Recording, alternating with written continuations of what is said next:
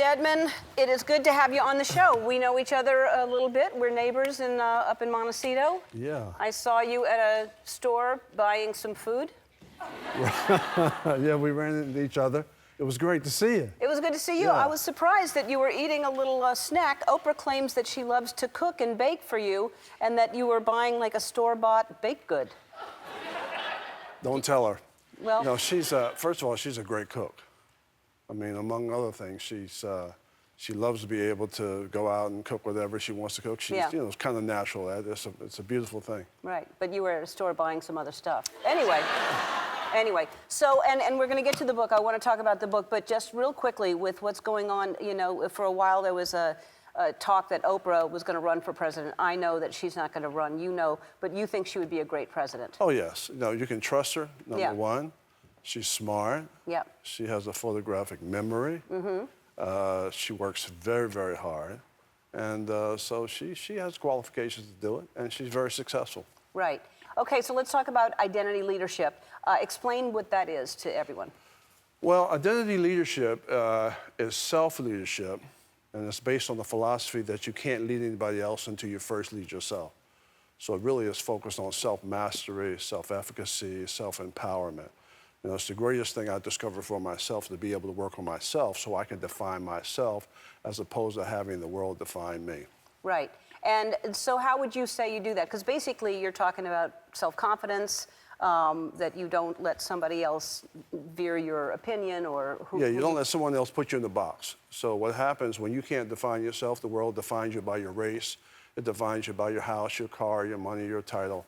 It defines you by your gender and tells you can't make it because it's a man's world. And it's kind of socially constructed and designed to control your own development. And so I created this process that starts with identity as the foundation for organizing your growth. It allows you to shape your own future. It allows you to understand your talents, your skills, your abilities, and your purpose. So everything starts with a purpose. Yep. And then you have to create a vision for yourself to basically organize a vision that's bigger than your circumstances, and then you organize a plan. So there's a step-by-step process for self-actualization. So obviously you've been doing this for a long time. You've written a lot of books, and you've been with Oprah for a long time. And I think that relationships are difficult sometimes. And I think it would be really, unless you really know yourself and feel confident in who you are, it would be very hard to be with someone like Oprah. Well, the thing about our relationship is I want the best for her. So, I'm dedicated to her happiness, and so that's great for her. And I want her to be the best she could possibly be, and she's done a pretty good job of doing that. That's what anybody wants in a relationship. Yeah. And so, for me, I've been able to find my own happiness and define my own skills, my own talents, my own abilities, and I'm satisfied with that. I'm real happy with that. Yeah. And so the combination, when you have a good partner that's able to self-actualize their potential and you're able to self-actualize yours, then 1 and 1 equals about 6. Yeah, I agree. And I think that's that's so well said, because it's really about wanting the best for the person that you love, and wanting them to be as big as they can be, and not feeling diminished by it, or if they get too much attention or something like that. Absolutely. Yeah. And you in the book you talk about starting with writing your obituary. What would you want for your obituary to say? Which I think is really interesting, because it's just the legacy of your life.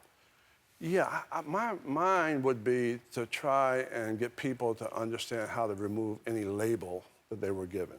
Family labels, racial labels, gender labels, class labels, by taking control of their own destiny and realizing that the process of success is the same for everybody. The difference is some people know it and some people don't. And so to be able to teach that process all around the world to anyone, so they can take information and make it relevant to their development in the 24 hours that they have every single day, which is what makes us all equal. Everybody has 24 hours. Right. So the questions become, what do you do with your time? And how are you able to maximize your potential based on who you are as a person? Yep. And as you said, we all have 24 hours. It's just, what we all do with it. Stedman's book is called Identity Leadership. It's available now, and you're all going home with a copy, and we'll be right back.